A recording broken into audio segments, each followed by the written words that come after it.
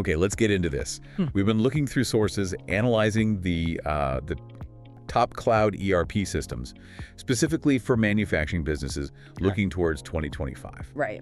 And our goal here really is just to pull out the key things you absolutely need to know if you're, trying to pick one of these systems. Yeah, it's a big decision. And these ERP systems, think of them as the central hub for your whole operation. It ties together all the critical bits, supply chain, your money side, HR. It all lives on one platform, ideally. And getting that choice right, the source has really hammered home how much it can streamline things, make your operation smoother, and help you actually use your data for, smarter decisions. Absolutely. And what really stood out from the material were the sort of core criteria you need to weigh up. It's not just a feature list. No, exactly. You need stuff that's built for manufacturing. The sources were clear on that. Things like capacity planning. Yeah, knowing if you can actually make what you need to make. Right. Do you have the machines, the people, the materials available? Yeah. And then production scheduling, getting everything lined up correctly on the shop floor. A generic system just won't handle that properly. True. And beyond just those core functions, integration is, it's huge.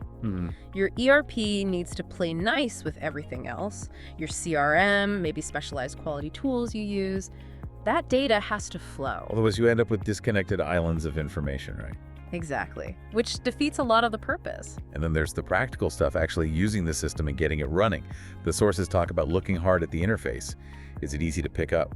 Yeah, and what about training? How much effort is that? And vendor support during implementation, that can be a complex phase. Getting it live and getting people using it is a major part of the success. And thinking longer term, scalability, flexibility. Your business will hopefully grow, change. You need an ERP that can adapt with you. The sources pointed towards customizable modular systems. Right, so you can add bits or tweak things later without a massive overhaul. The research also really pushed for getting key people involved from across the business right from the start. Makes sense. Define your goals clearly, figure out what you really need. And then plan that implementation carefully. It's not something to rush. Okay, so with those points in mind, the manufacturing focus, integration, usability, scalability, what did the sources say about the vendors out there? Well, there's quite a range. Different systems seem aimed at different size companies, different specific industry needs. It's definitely not one size fits all. No, definitely not. Like IFS Cloud ERP got mentioned for capital-intensive sectors, strong on project management, asset management. Okay, and Acumatica Cloud ERP, that came up often for small to medium manufacturers? Yeah, they highlighted its interface, tying back to that ease of use point, and its pricing model, consumption-based.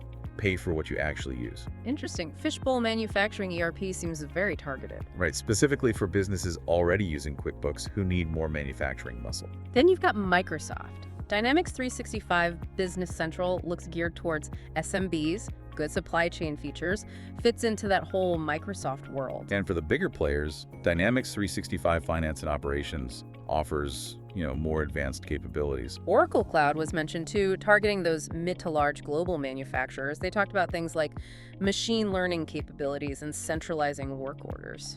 NetSuite ERP often seems positioned for those small to medium companies that are maybe outgrowing their basic accounting software. Right, ready for the next step up. Plex ERP sounded quite specialized. Yeah, focuses on specific manufacturing niches, strong shop floor support, even mobile tools. Okay.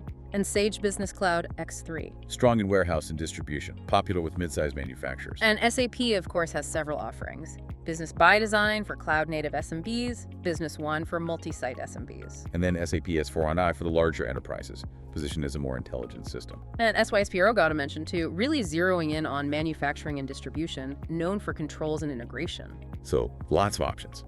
And the sources also touched on deployment cloud, on-premise, hybrid. Yeah, that's another layer of choice. And the cost. Wow. It varies a lot, from tens of thousands up to potentially over $1 million. Depends entirely on the scope, the complexity. So that thorough evaluation, really matching options against your specific needs, is just crucial. It's the only way to find something that actually boosts efficiency and helps you grow. Absolutely.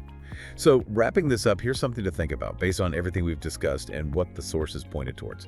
Given how many options there are, the different features, the costs, the complexity of actually implementing one, the material mentioned engaging an ERP selection firm.